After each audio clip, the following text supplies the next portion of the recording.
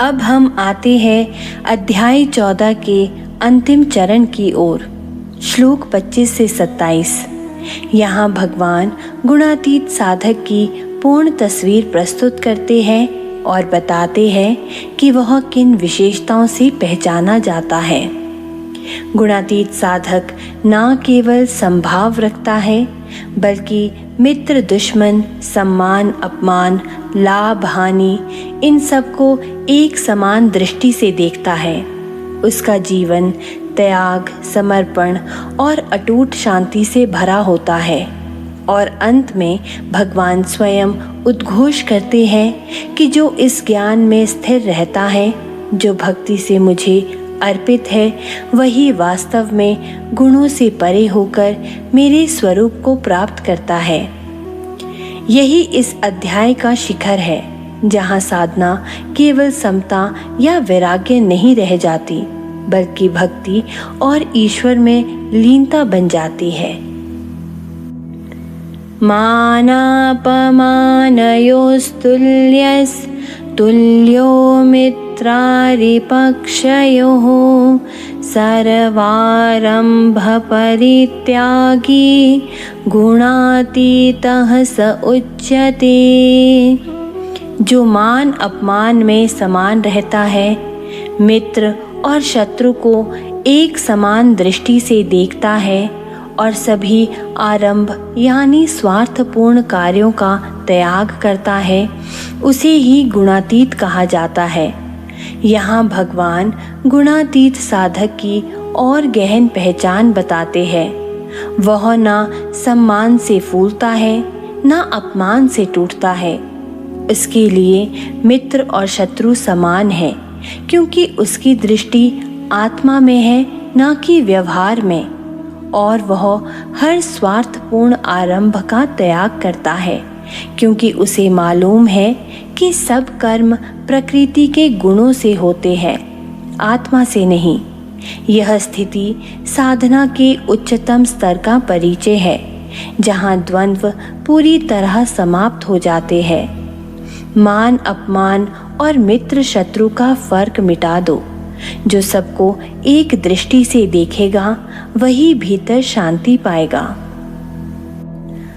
मां च यो व्यभिचारेण भक्ति योगेन सेवते स गुणान् समतीत्यैतान् ब्रह्म भूयाय कल्पते।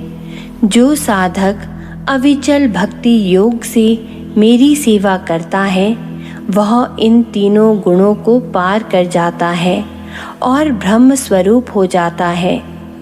यहाँ भगवान भक्ति की महिमा बताते हैं। गुणों से परे जाने का सर्वोच्च साधन है अव्यभिचारी भक्ति। ज्ञान और वैराग्य से मार्ग साफ होता है, परंतु पूर्णतः केवल भक्ति से आती है, क्योंकि भक्ति साधक को सीधे भगवान से जोड़ देती है।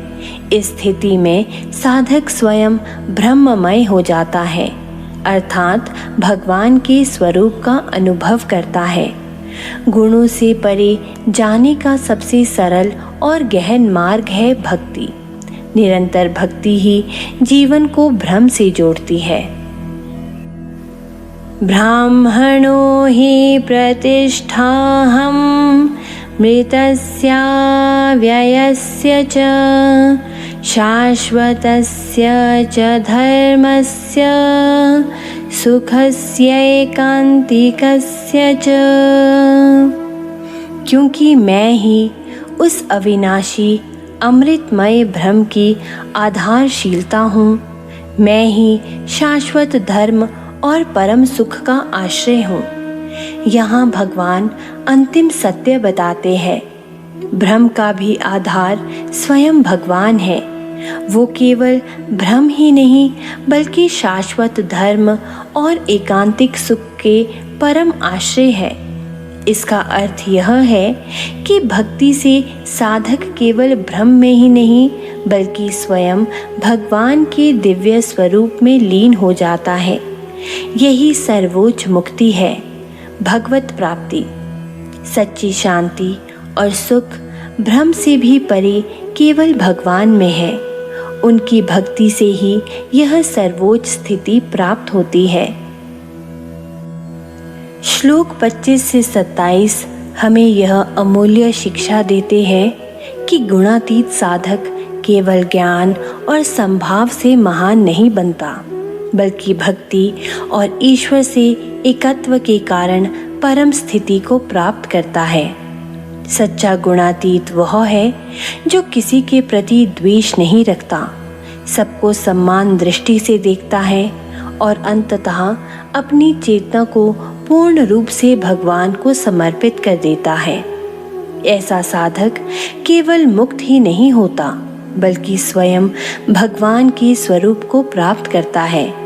याद रखें, गुणों से परे जाने का मार्ग केवल ज्ञान या त्याग से नहीं, बल्कि भक्ति और समर्पण से पूर्ण होता है। यही संदेश इस अध्याय का हृदय है। समता से गुणों को पार करो और भक्ति से परमात्मा में लीन हो जाओ। जय श्री कृष्ण।